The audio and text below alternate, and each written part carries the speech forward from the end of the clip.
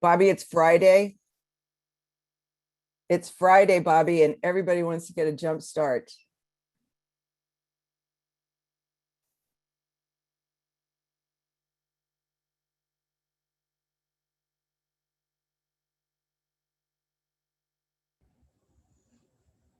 Even after 17 months, almost, I am amazed and delighted and just empowered every time I come on these calls and I see so many of you here. It's just, it means everything. Hi, Catherine. Good morning, Mary. How are you?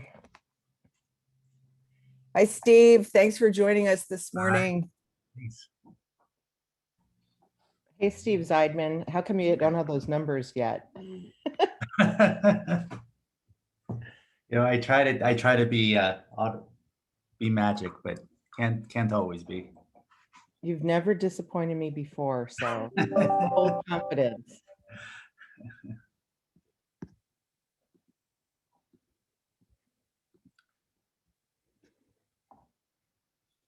Good morning, everybody. It is the top of the hour. We're going to go ahead and get started in just a moment. But before we do, we're going to give everybody a few minutes to get on and tell you the question of the day, which is, what is your best advice in 4 words? And this can be life advice, not necessarily related to animal welfare. 4 words, best advice. This is inspired by Sark. If any of you follow Sark, she's really amazing. And she posted this question and had something like 140,000 responses. So it's easier than you think.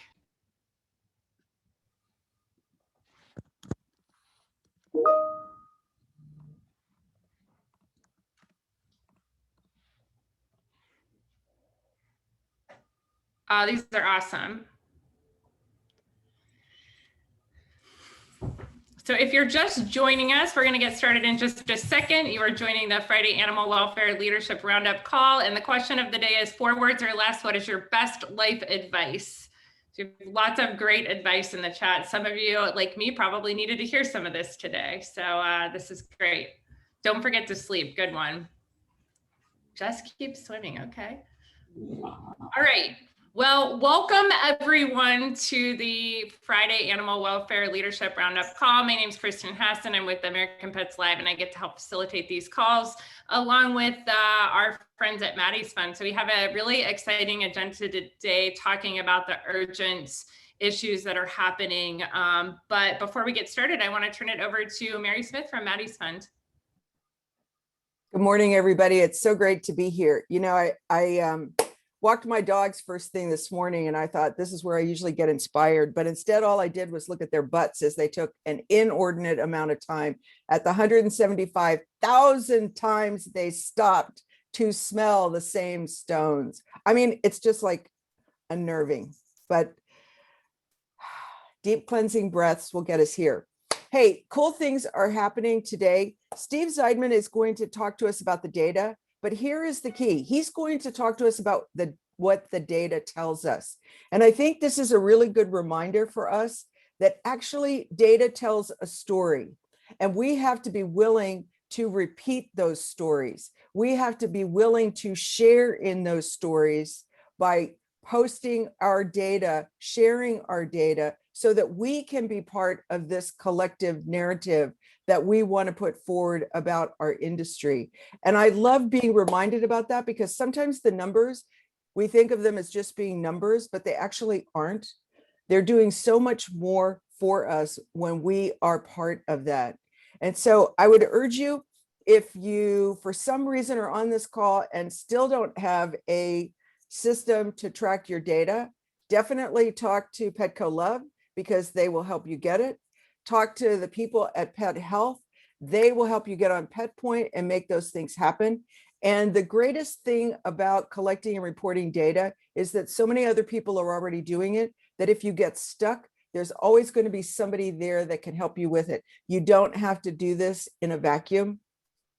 Also, Lisa Gunter is going to be here, and she is always going to talk to us about everything connected to foster care. and the safety net programs that they have worked on at Arizona State. So it's a really exciting morning. This is almost the end of our 17th month doing it.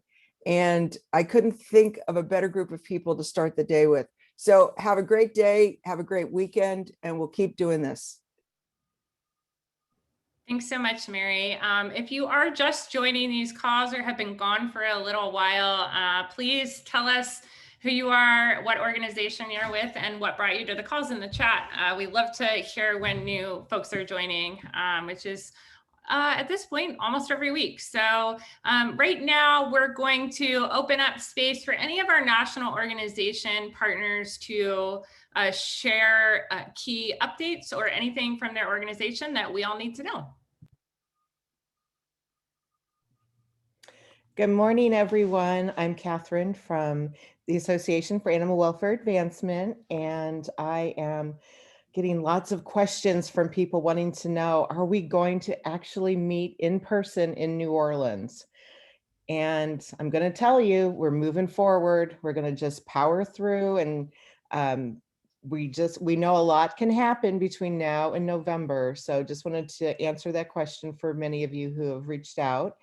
And also, some of you have reached out about our compensation and benefits study. If you don't know this, every other year, the association conducts a compensation and benefits study for the animal welfare industry. And this is a really terrific tool that so many folks use in this industry to sort of benchmark your compensation planning for your budgets, but then making sure that you're really being thoughtful about how you're planning employee benefits, how you're planning to have equity in pay, and all of those things that are so important. And quite honestly, a lot of people like to see what other organizations are, paying their staff. So it is an aggregate of data, and it's pretty comprehensive. So that's going to launch probably in August, and there'll be a 3-month period where we will be collecting data.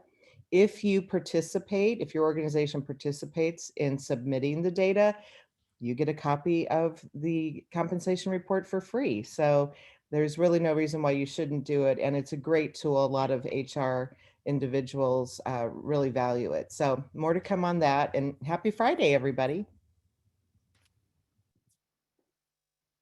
Thanks, Catherine. So, Kristen, this is Brent from Best Friends.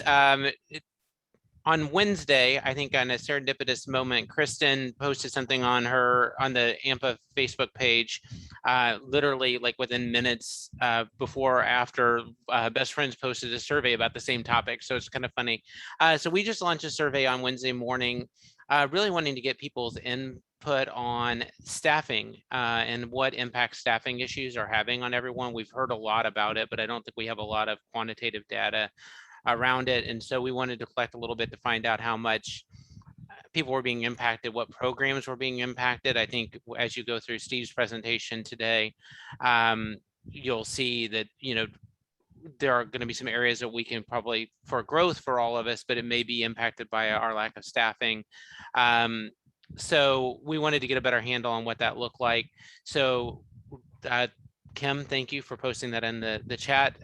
It's only 7 questions, shouldn't take you more than 5 or 6 minutes to fill out, but really would like to get as many people to fill that out as possible so we could get it as well-rounded a collection of how people are being impacted by staffing, and appreciate your feedback. We're going to close that next week so we can get that out, and we'll of course share the information out with everybody who wants it so you all can see it as well. Thank you much. Good morning, everybody. Jerica with NACA. Hope everybody's doing well today.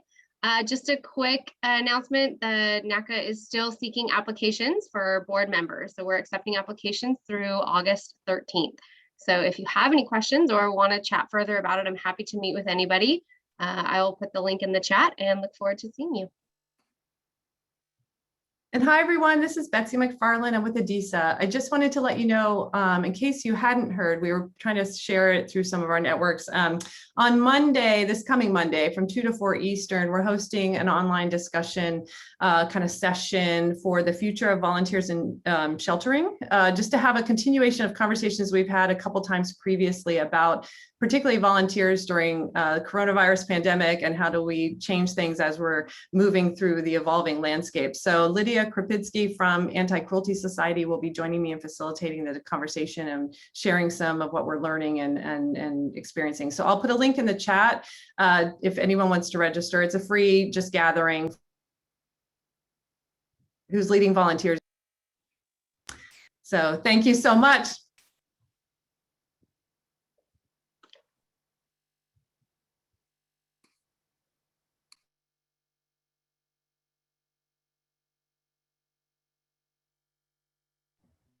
Thanks so much, everyone. I just want to share quickly from American Pets Alive. We sent out yesterday the eviction moratorium. It's finally happening. It expires on Saturday, and it doesn't look like, without a miracle, that's going to be extended, at least not at this time. I guess the numbers are approximately 15% of renters in the United States are behind on rent or facing immediate eviction. And we know that anywhere between 55 and 65% of Americans own one or more pets. So the numbers are pretty staggering. No matter how you do the math, even with the most conservative estimates, the number of folks that are going to need help. And what Lisa Gunther is going to be talking about today is really critical because it's about fostering own pets. So how to build programs so that people can foster own pets for folks who are going through things like facing eviction and looking for new housing.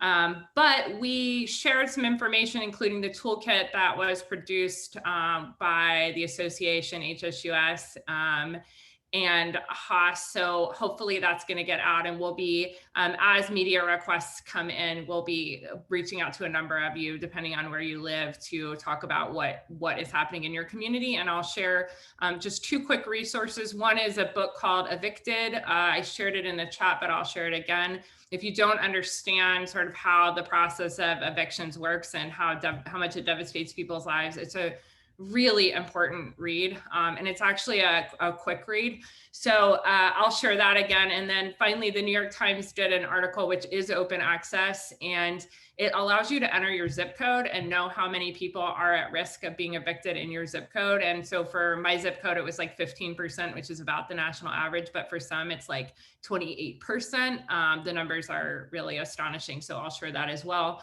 But I want to move on now to our first speaker. We met with Dr. Levy, and I met with Steve Zeidman earlier in the week, and he graciously agreed to come on and talk through some of the stuff that we talked through with him, because the data is interesting and not obvious as to what's happening on the ground in shelters. So Steve, welcome. Thank you so much for being here to kind of talk through some of this with us. Great. Let me share my screen. Hopefully this works. Are you guys seeing my screen? Okay, great. All right, and I guess I need to put it into presentation mode. That would help too. There we go. All right. It's still, you guys can see it? All good? All right, excellent. So yeah, first, one of the things that was really interesting, so we do quarterly meetings that talk about what we're seeing with the data. And it was really interesting this quarter when we did it early on in the month. We've been hearing all the same thing that you guys have all been talking about is, you know, our shelters are filling up, things are getting crazy. We've been seeing all the media reports to it. And it was sort of like, when I look at the data, and I look at the data in going back to 2019, which I think is so important that we look going back to 2019, I was like, I'm not sure what everyone else is seeing, you know, why this is happening. So that is what it triggered me to go deeper into the data, and then put out that blog that I put out about a week ago. But what I thought I would do is take you guys through that original data set, because otherwise, my blog might not make a lot of sense. So I know this particularly when it comes to cat, this graph is really hard to read. So I appreciate if you look at intakes, and that's particularly, I think, what's important for us to look at is that hot pink one at the top is 2019. The blue one, the royal blue one is 2021, and the gray is 2020. So what we're seeing, and this is so from January to June, what is the trend that we're seeing? And what we're seeing is a trend line that looks a lot like 2019, but it is nowhere near at 2019 levels. So it's really important, like we did. And what I thought was really interesting about it is when I hear all these media stories, and the ones that do have data, they are actually using accurate data. Our intakes are twice as high as they were last year. We're seeing this upward trend. Right? Those are the data. Those are the pieces that when these stories have data to them, that absolutely makes sense, right? Because 2020 is an anomaly, right? We know going into it, 2020 is an anomaly. So it's so important for us when we do look at data for this year, for 2021, is we cannot forget about 2019 data. Like it's just so important that we look at that, because 2020 data is just going to be, I want to say, it's unprecedented, right? The 2020 data is unprecedented. So we are seeing things starting to increase, but nowhere near yet 2019 numbers as far as intake for cats. And then one of the things people said, yeah, that's all true except for Texas. Texas, everything's different. And we're like, actually, no, it's still following pretty much the same thing. So these first two slides, we looked at national and we looked at Texas specifically because people kept calling out things in Texas. I do want to say, if Dr. Levy's on the call, because she did that Florida's doing really well. I thought that was really because usually we like to blame Florida for, especially those of us from Arizona, we love to blame Florida for lots of things, but in general, I understand that Florida's doing really well, and we looked at the data that said that, so it was interesting to say, and I'll put it throw out there. It's not that often that people compliment Florida, so all right. Been moving my mouse around, so I didn't want to advance the slide. So let's talk about dogs. Now this chart's way easier to read, because to be honest with you, let's face it, in sheltering, dogs are much more predictable in what we see. What you could see is when you're looking at this for intakes and outcomes, you have we see a very clear trend. So, the intakes and outcomes match very closely to each other for our shelters, because we are able to get more dogs stay in the shelter less with shorter periods of time. So you see how well they are aligned. And you can see, based on our data right now, we're seeing numbers definitely going way above, going above where they were in 2020. Absolutely. Shelters are definitely busier, and they've been busier for longer periods of time. But as far as intake and outcome go, they're still far below 2019 numbers, is what we are seeing right now. Now, granted, that could change, right? We want to make sure clear that we're telling a story here based on the data that we have. And when it comes to pure intake and outcome, we're not seeing this huge, avalanche of animals coming to the shelters that is abnormal for our history as of a movement. And just to see it a little bit more, this is just a different way of looking at dog trends versus dog trends. Is you could see, if you take it by month, going from January 2019 to June 2021, you could see, of course, we have movements. We have movements up and down. But if you see that yellow line there, that's sort of like where we were. You could see that all of 2020, all of before the pandemic, even at our highest point as we are today, we never had a month as good as the month as we had, right? So like, when you look at that data, it's a great way of looking at it and seeing it. And so with the yellow line is stray intake, and the blue line is owner surrender, and they're both very conscious. We'll talk about transfers later, because that's where it's very easy for them to get lost in this numbers here, but we'll talk about transfers later on. And here's it for cat. Now, obviously cat is very seasonal, right? You have the large ups and downs that come in with the seasonality of cats.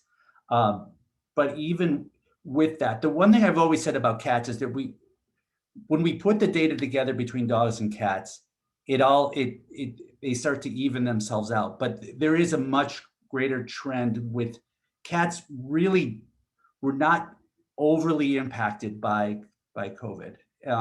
I honestly think that if it didn't happen during cat season, we might not even have seen an impact, because what we mostly did is we disrupted what was happening during kitten season, and a lot of it just pushed the data out. Now, we didn't end up ever getting to the same numbers in 2020 that we got to in 2019, which was great. But the trend line almost went, like by I think July, the trend line almost went right back to normal with cats. And I think that's important to know, that because of the seasonality of cats, it just what I've been telling people is, like, I wouldn't look at dog and cat data together much for a while. It may be never again, like, because there is it's always been differentiated, right? And it's always been something that we do, but we tend to like just say, oh, how is all intake and how is all outcome? I would say that if you're as an organization not looking at dog and cat separately, you really do need to, because the trend lines are very different. And then this is for outcomes. Again, we're seeing that the outcomes are still below where they would have been in 2019, or really before the pandemic. And that has to do with, obviously, if you don't have intake, you don't have outcome, is the effect of it. And we'll look at the fact is the percentage here we look at the percentage of intake and live outcomes. So if you look at the top line, that blue line, and the line below it, which I always find is interesting, those lines never change. We never really differentiate between our adoptions and our adoptions alone, and our adoptions and RTOs seem to always fully align with each other, which is interesting. But basically, you could see right now, we are this is just 20 and 2021 data. We are adopting out as many animals as we have, the same percentage of animals going out. So this is the first thing we could start paying attention to. We know the number of animals coming in is starting to go up, but we're adopting at the same percentage. So that means you're going to start to have an increase in number of animals in your shelter. So that's the first one. We've not yet seen that number. It's starting to. You can see it's slightly above last year, but if intakes start to increase, we know that there's the opportunity that it's going to start building the length of stay of animals, because you're just going to start to have more animals in inventory, and that's sort of what we're starting to see. So that got me back to my blog and what I was talking about. Like, okay, let's look at some of the details here, and this is where we start to see is the number of animals in care. So that's what the shelter population looks like.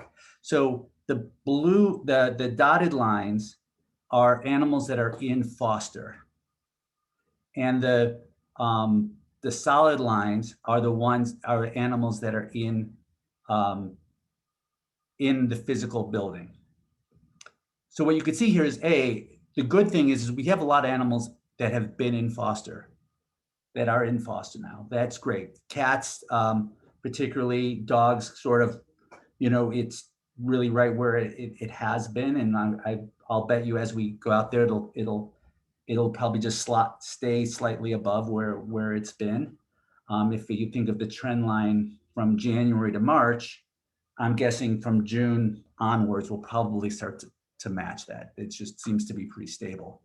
But you do start to see there is a climb.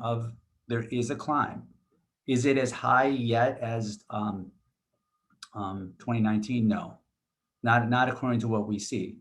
But if you're starting to feel overwhelmed, and then all the other things that we're talking about, like staffing, like capacity issues and all those things, your shelter could start feeling really full. And of course, keep in mind that this is fully aggregated data over it's around 1,200 organizations involved in this. So that means there's still some shelters who aren't feeling anything yet. And there could be some shelters who are truly overwhelmed, right? So we don't really have, we can't really say what the median is for any individual shelters, but it also depends on, maybe we didn't see huge changes between regions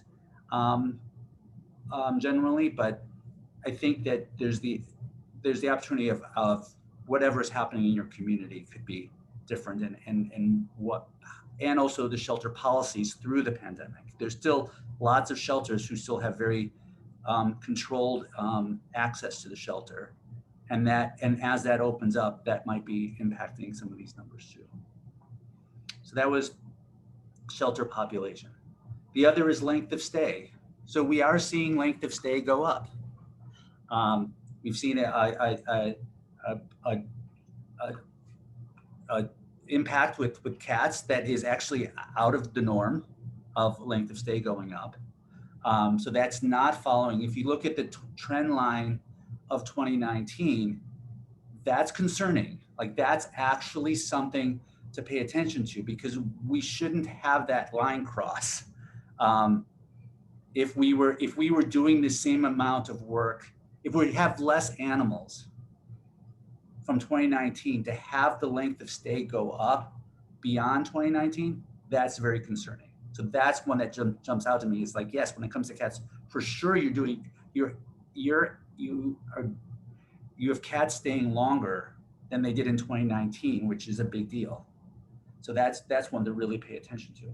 On dogs, you're not quite there. You haven't crossed the 2019 threshold at this point, but there is a steep line. Like I said, as more data comes in, we'll see where the trend line goes, but it is enough that it's worth paying attention, and that if your length of stay is going up, that's going to affect your shelter population, right? And that's going to make you feel busier, right? That's just the way things work. And then foster starts. This is another area of concern. Well, we have got a lot of animals in foster care. That means that they're there. That means that they've been there longer, because the foster starts are actually down. So the cat one is less concerning to me because it's just below 2019 numbers, and considering the number of we have less cats coming in, that's probably okay. That's probably within the statistical period. But number of dogs going to foster is quite low. It's lower than both 2019 and 2020 numbers. So that affects your capacity, right? If you don't have animals going to foster, you are reducing your capacity for care. And again, that will absolutely impact. So that means as these animals are coming in, they're not getting to foster as fast. So that's the other concerning one. And then the last is transfer. And this is the one that I said, like, I was really surprised by, and I think is something we really have to pay attention to what's going on. And in my blog, I immediately started reaching out to different organizations and going, like, what are you seeing? What's happening? And the fact is that transports are down even below 2020 numbers. Like, we should, in June of last year, we were still pretty much in shutdown mode. Like the public was starting to happen again. Like I wouldn't have expected the number of animals transported to have dropped as low, and particularly with dogs. It is literally, if you look at it, it's almost half the number of dogs are moving from 2020 to 2021. It is dramatic. The issues with transport right now is the transfers. So, this alone, if animals are not moving like they were moving in 2019, that alone could be why some shelters are completely overwhelmed, and makes sense. Like I can't say again, like Mary started with it, like it tells a story. I don't think what I get from this data is the story that we've been telling in the media is the irresponsible public is again letting us down, and it's all their fault. Like that has been the story. And what I got to tell you is the data does not support that. And I think that's the important message. And if we blame an external source 100% for what's happening in the shelters today, we will fail. Like it's just that simple, right? We've got to look at all these different areas and what's happening, because it's not that easy. I don't think there's a single source of what we're feeling. And I also think, as we started to talk about, is it might only partially be an animal issue, right? There's staffing issues. The fact that Betsy started with this idea of what does volunteerism look like in sheltering right now? Because what percentage of labor did you lose when you lost your volunteers being in the shelter?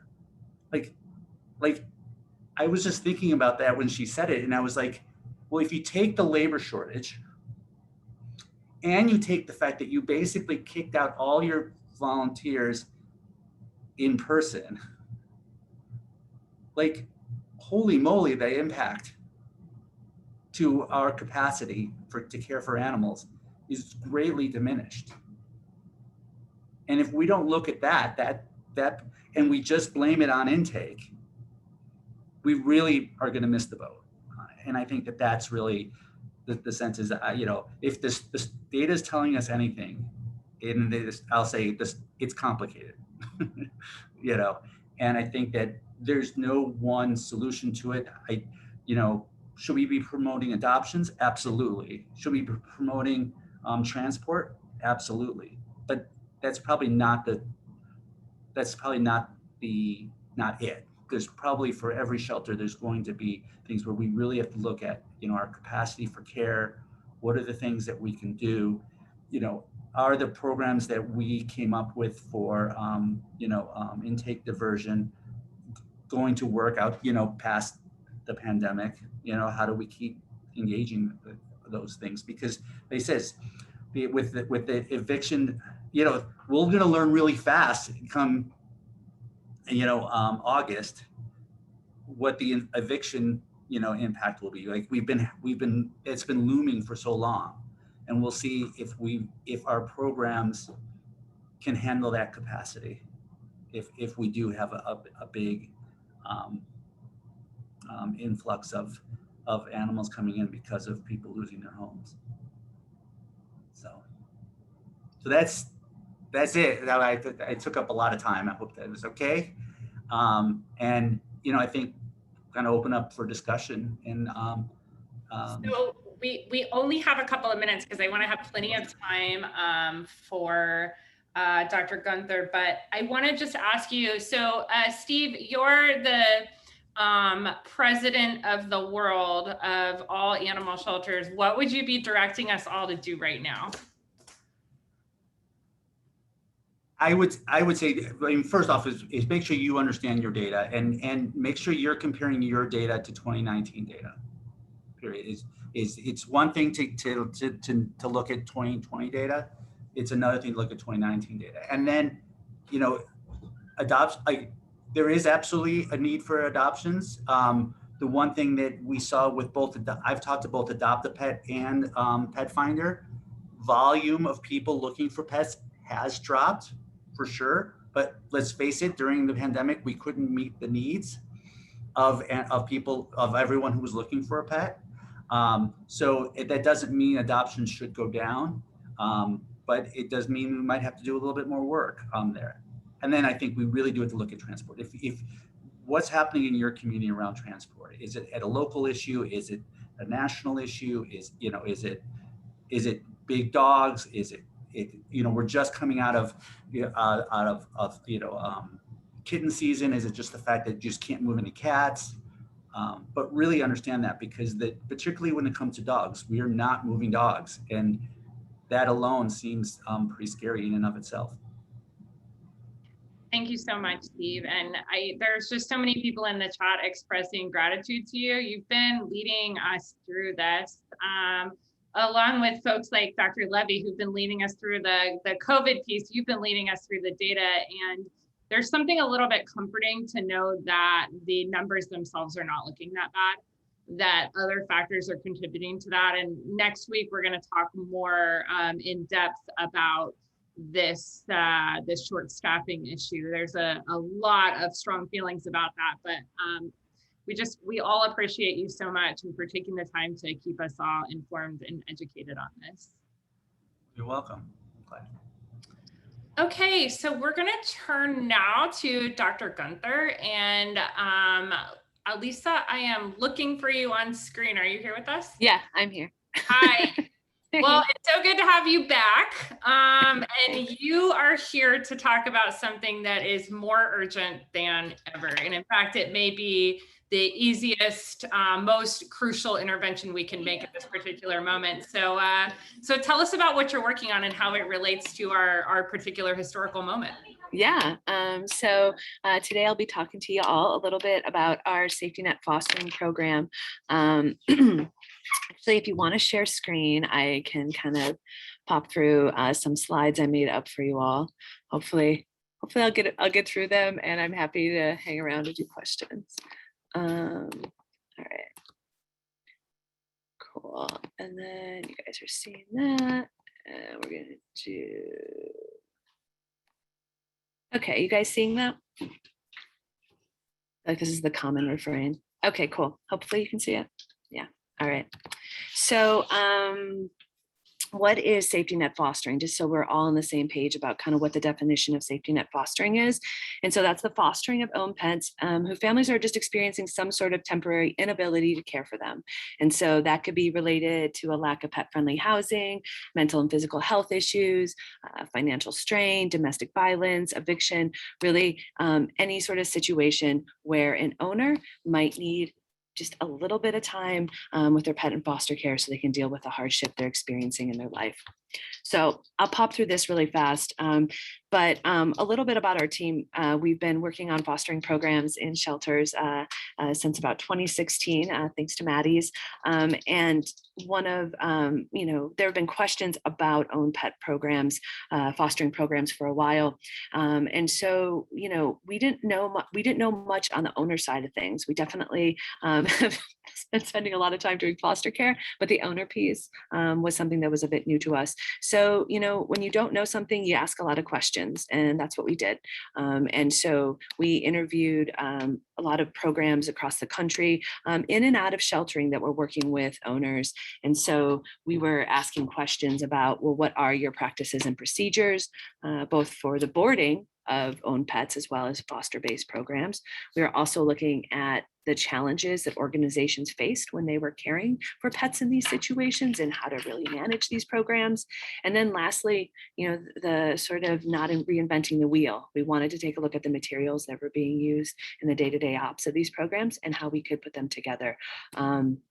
So the shelters that have been participating in our study, hey Emily, that have been participating in our nationwide study, when we start working with them, we enroll them in the study. But one of the first things that we provide to them is an online training. And so that's what we developed last year. And so all of our study shelters received this multiple day training where we had taken all the information from those interviews and curated them into best practices.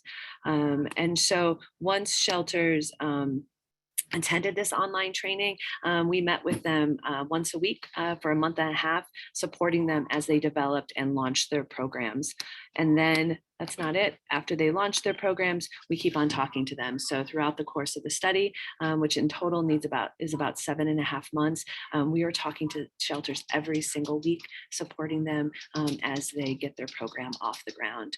And I suspect that this will resonate with everyone, but I think this program in particular, but just programs in general in sheltering, folks need so much more support than we realize to get these programs off the ground and maintain them. So I can't put enough emphasis on that organizationally, one-on-one with staff, we need a lot of support. So like I said, since January, we've been collecting data about safety net fostering programs, and we're just really grateful to all of the shelters that you see here that were willing to embark on this pilot study with us and launch safety net programs and work with owners and their pets and collect data about those programs so we can take these best practices and turn them into evidence-based best practices. So let me get to the good stuff. So one of the times I presented this data, I left this slide to the end, and it was one of the biggest mistakes I've done in a presentation before. So we'll get it off the bat right now, and then we can talk about it. So like I mentioned, the idea of the safety net programs is that we're going to be fostering those pets until the owner's situation or hardship resolves in a way that they can take their pet back. And so thus far, we've had 117 pets that have exited. We have many more that are in the program right now, but we have the outcomes for 117 pets that have exited shelter safety net programs as part of our study. And we're very happy to report that we have over 94% of the pets are going back to their owners, which is pretty exciting. And what we've seen is that about a little close to 4% are being surrendered, but then they're being adopted by their foster caregiver. And then we have a small percent, about 2%, that are being surrendered, and then they're ending up placed in with a rescue. So like I said, the overwhelming majority are being reunited, and we're having some surrender, and likely these numbers won't be as glorious as they are right now. Will be, as more owners enroll and stay in the program longer, we're likely going to, have likely not as high of reunification rate. But right now, like I said, it's over 94%.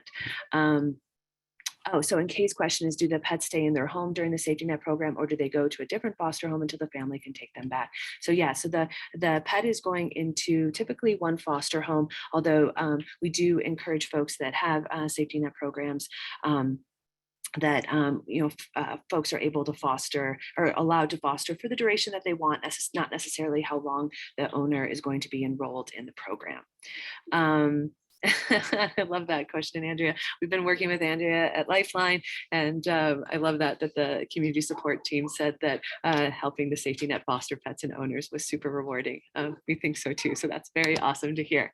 So here are some more preliminary findings, just in addition to the fact that we can keep people and their pets together. We wanted to know, well, why are folks enrolling in this program? And so these categories are not mutually exclusive. So you're going to see percentages that don't add up to 100. But we also know that this is a multi-factorial sort of problem. There's not just one reason why folks enroll in a safety net program. And so we see that the biggest driving factor is a lack of pet-friendly housing in owner communities. Yeah, Stephanie, folks, there is a length of time. Typically the program's set up that they can enroll for up to 90 days. Some shelters do allow for 120, but typically 90 days is the cutoff. Yes, Danielle, absolutely. Christina at PAC has been fantastic. I'm a little biased. I'm here right now carrying out our long-term foster study. And you guys have been fantastic to work with. So why else do owners enroll in safety net programs? A big piece also is financial strain, physical and mental health issues, and eviction and foreclosure, which Kristen was talking about earlier, that becoming a much bigger piece. And so the majority of folks that enroll in the program, we ask them, hey, what is your housing situation? Are you unhoused? Do you temporarily have housing and you can't stay there? Or there's some other reason that isn't related to housing that you're enrolling in this safety net program. And what we find is that the majority of folks have housing but can't stay where they are. And one other bit is that when folks enroll, we kind of keep track of how many reasons they list for enrollment. And like I said, most of the time it's about 3 different reasons why they're enrolling in the program. So we have data on about 400 applications so far. And what we're seeing, and these are sort of, when you take a look at the graph here, we have enrolled, scheduled to enroll folks when folks are denied, when the owner withdraws the app, and then we have an application review process. So and so when we pull this data, we see that in fact, nearly 50% of owners, at least when we looked at the data a month ago or so, that about 50% of the owners that apply for safety net assistance are enrolled by the shelters. And the other bit that we're seeing, and again, this is a bit of an inference, but we see that the total percentage of withdrawn applications is about 17.5 or 18%, suggesting that owners that reach out to shelters for this program, they're doing it as a last resort likely, and that they are, and when they can, they are finding other solutions for their pets. And so I think that that is something to consider when folks are worried about having these types of programs and if they'll be taken advantage of. I feel like we hear that often when we have new programs. I don't think that that's really the case. It doesn't seem to suggest here that shelters are being overwhelmed by requests that aren't a good fit. So yeah, and so Stuart, in regards to criteria for denial, it's based, every shelter can have their own criteria about what's appropriate for the pets in their care. But yeah, there can be criteria around the owner's situation, or it can be around the pet's behavior, which we'll talk more about that. And so with regards to that, why are folks denied? I think the biggest issue we see is that they're out of jurisdiction. The owner is reaching out to the shelter and the shelter is not serving that area. And I think that that is just a real indication of how much of a need there is, that even when we put these programs into communities, there's folks that still need help that we're not reaching. We also see issues with communication, which is just simply the owner not communicating with the program staff in a way that they could enroll them in the program. And then lastly, we have the behavior of the pet. And again, I think that we won't dig into it too much, but I do think that behavioral support for owners is something that we really do need, and the data here suggests it. Yeah, so this, Stephanie, with regards to how we're collecting the data, we have our own data collection system that we employ for all of our shelters. It's a series of Google Sheets that we maintain, and we work together with the shelters to fill out so that we can verify all the data that we're using here. Okay, so like I said, we've had about 240 owners and over 360 pets that have been enrolled in the program. Like I mentioned before, when I said of the pets that cases have closed, and we have many more that are still in the program.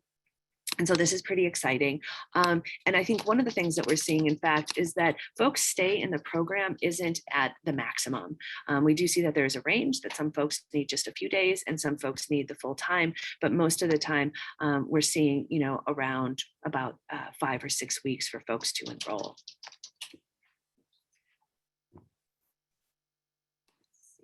All right. And so I just want to bring this up, and I think it's timely with the comment that Kristen made, which is the role of housing in safety net. And so, like I said, there's 3 different types of kind of housing categories we mention in our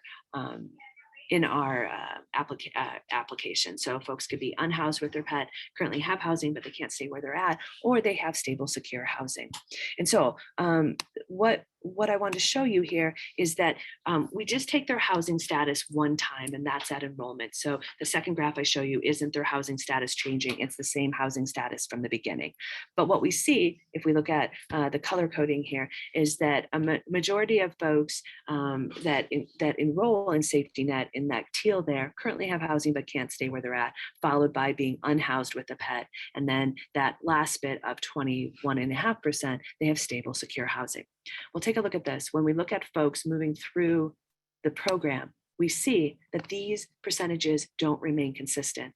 And in fact, when you have stable, secure housing, folks are exiting the program more quickly. They're moving through the program more quickly because that housing piece does not have to be addressed for them to be able to take their pet back. Any questions on that? Wow. Oh, I have more.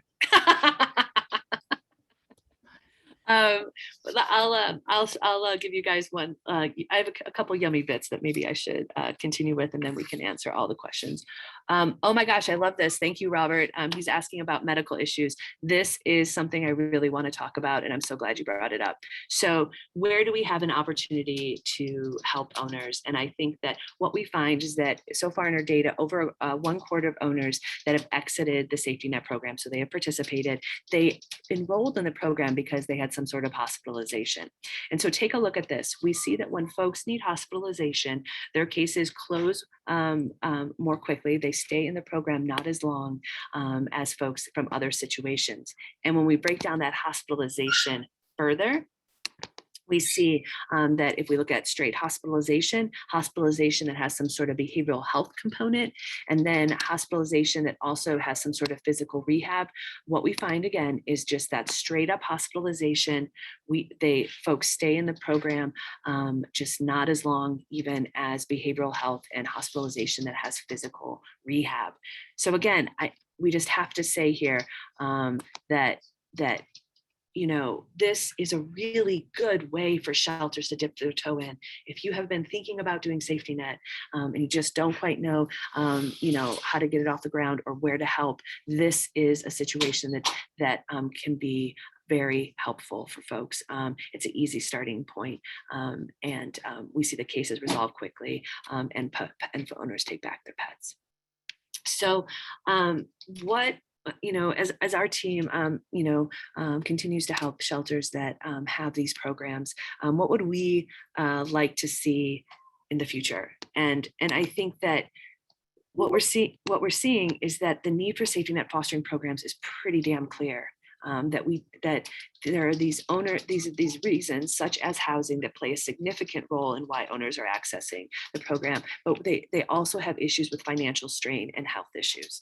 But we also see that these folks really care about their pets, and if we provide them this support, that much more often than not, they can be reunifying with their pets. And so how, I'll leave it to you all about how can shelters meet this need that their community is sharing with them. And I think the first thing is we've got to support our community resources and foster team members. We have just a pause. Yes, Julie, we are seeing a combination. We have all different types of shelters in our programs, from municipals to private nonprofits. So we have a selection. I do think though that municipal shelters do sometimes have a leg up on nonprofits in this space because they can get connected to human support services more easily, and there are those connections within their departments and within the city government that I think can be quite helpful to get together with caseworkers and try to enroll folks that have organizational support behind them. So then, how can shelters meet this need? Like I mentioned, our study, of course, we are collecting data, but a big part of the study is these programs. And if we don't have programs that are helping folks, then how can we possibly get data about them? So like I said, for the past 7.5 months, we've been working with community resource teams and foster teams at our shelters. And they've been gracious enough to each day provide how much time they spent on the safety net program. And this is the first time we've reported this, but we found so far that staff that work with owners need a little over 30 minutes a week for each owner that they're working in this program, while foster staff need a little bit over 15 minutes each week to communicate with foster caregivers. So I think that that's something to consider when you're thinking about programs like this. That is a sort of per owner measurement that we need to allocate for our community resource teams and foster teams so that they can successfully implement this program. And then lastly, we've had such success in this program, and it was really from taking best practices. And we're hoping that these best practices with our data will provide us with evidence-based best practices that folks in sheltering can use. But there definitely needs to be in-depth programmatic training prior to launch so that everyone that's working on the program are on the same page, as well as plenty of programmatic support after implementation and really helping sustain the program as it gets off the ground. And so with that, I just wanted to end and give you guys this slide here, which is just a little bit about what shelters, what we provide shelters in our training, so that you guys can start thinking about, well, if we're going to develop a program, what do we need to be thinking about? So with that, I'm all done, and I'm happy to take questions. Okay, we are very close to being out of time. If you don't mind unsharing. Yeah, totally. Lisa, I know we're getting close to time, but I think these programs are pretty doable for most organizations. The big concern I've heard is about liability. You're dealing with people's private animals. Can you just address that? Is that a founded fear, and are you seeing a lot of liability issues pop up? No, I mean, we're not. I think that just like anything else, we sign agreements. And I think any of the shelters that are on this call, I see Jerica on this call, and San Diego participated in our study. I think, yes, is liability a concern? Yes, but it doesn't mean that you can't do the program. Just have agreements in place, just like anything else, between the owner and the shelter, and any additional training you want to provide to your fosters to keep the pets safe and also protect the owners that are participating in the program. Thanks so much. And are there any last words of advice you want to provide to organizations who want to start this? Like, where should they start? What is the first thing they should look at, and how can they get help and support? Yeah, I think one of the biggest and easiest ways that folks can get in is through hospitalization and really developing relationships with hospitals in their community, or at least letting folks know that use hospitals that you have this program for their pets. It is an easy way to get in, and so many folks need this help that they just need a little bit of time, and they don't want to give up their pet. And we've got to give folks options so that they don't surrender if they don't want to. Lisa, thank you as always, and thanks for doing this really important work. And we hope to have you back as the research progresses, and you can tell us more about what's happening. Thanks. No problem. So we had actually, I think, a record, Kim, tell me if I'm wrong, I think 7 poll questions planned for today. But there was so much information to get in that we didn't pause to do them. And so what we'll do is at the next call, we'll start with those. Some of those are about safety net fostering, but others are about this other issue that we're going to discuss next week, which is the chronic understaffing of shelters. Dr. Fisher just texted me, sorry, I have to miss the call, but I'm happy to help clean kennels because I'm so short-staffed. And we're hearing this all across the country from directors that this is a really crucial problem. So we'll be talking about that with a couple of experts next week, and figuring out some strategies for how you might onboard, train, hire, and keep good new staff in this moment when staffing is generally really hard.